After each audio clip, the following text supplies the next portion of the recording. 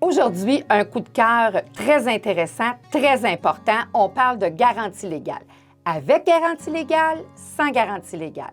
J'ai avec moi quelqu'un qui est spécialisé en droit immobilier, qui a une grande pratique dans ce domaine-là. J'ai Patrick Jean. Alors, Patrick, explique-nous, c'est quoi la conséquence de vendre avec garantie légale? Puis après ça, on reviendra avec la conséquence de vendre sans garantie légale. Bien, parfait, Suzy. Alors, c'est très simple. La vente avec garantie légale, c'est une garantie donc légale, donc de la loi. Hein, c'est la loi qui prévoit cette garantie-là. Et en fait, ça protège l'acheteur contre des problèmes de maison. Hein, on fait référence à des problèmes de maison qui seraient cachés. Donc, des problèmes non apparents, des problèmes pour lesquels l'acheteur n'avait pas connaissance non plus. Donc, ça pourrait être un problème caché, mais dont l'acheteur avait connaissance. À ce moment-là, ce ne sera pas considéré comme étant un vice caché. Un problème sérieux, donc ça doit être sérieux. Alors, ce ne sont pas que de simples non-conformités. Mais les gens, je pense, je m'excuse, je te coupe, ils ont de la misère à comprendre c'est quoi sérieux puis pas sérieux. Est-ce qu'on peut le quantifier en argent? En fait, de façon générale, on peut s'attendre à ce que le problème soit d'au moins, le coût correctif du problème soit d'au moins une valeur d'environ 500 $ et plus. Alors, en bas de ça, c'est très rare, moi, dans ma pratique, je vais conseiller un client d'aller plus loin dans une réclamation si le coût de réparation est en deçà de cette somme-là.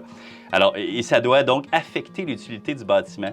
Donc, la nuance ici, c'est peut-être ça, en fait, c'est que ça ne doit pas être un simple problème de conformité. Par exemple, vous avez, je ne sais pas, vous avez votre cadre de porte n'est pas conforme à ce que la réglementation prévoit au niveau du droit, en fait, là. Mais ça ne cause pas de problématique au niveau de la maison. Donc, c'est juste pas conforme. La porte, elle ferme, elle rouvre sans problème. À ce moment-là, ce n'est pas un vice caché, même si ce n'est pas conforme à la réglementation. Alors, ici, il y a une petite nuance, voyez-vous, que ce n'est pas tous les problèmes de maison qui sont des vices cachés. Ça doit nuire à l'utilité du bâtiment. Si on vend avec garantie légale, c'est quoi l'obligation que le vendeur a vis-à-vis de son acheteur?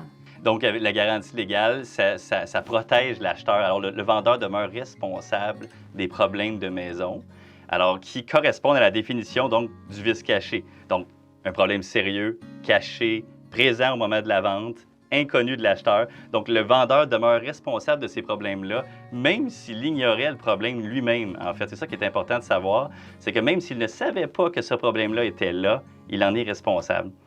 OK. Moi, je m'étais fait dire, je ne sais pas si c'est bien, mais qu'une garantie légale, parce que les gens disent, ça dure combien de temps, ça?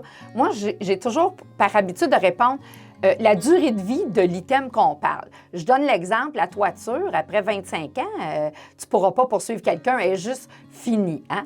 Mais le sol, s'il est contaminé, bien, le sol, il dure à vie. Est-ce que j'ai un peu raison? Oui, absolument, absolument. C'est en plein ça. En fait, il y a une dévaluation à apporter. Alors, effectivement, aux composantes, par exemple, vous découvrez une problématique de toiture, comme tu le proposes.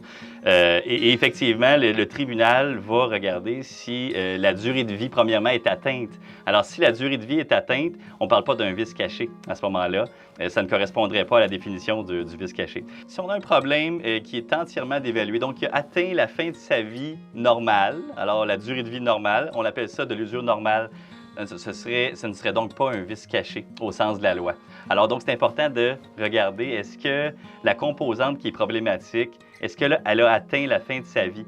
Et comment est-ce qu'on fait pour savoir ça? En fait, c'est souvent des experts qui vont venir nous le dire. Alors, par exemple, un drain français, généralement, c'est 25 ans. Une toiture, bon, c'est variable, ça peut être aussi 25 ans. Le bardeau, entre autres, d'asphalte, généralement, on est entre 15 et 25 ans. Donc, c'est très variable d'une composante à l'autre.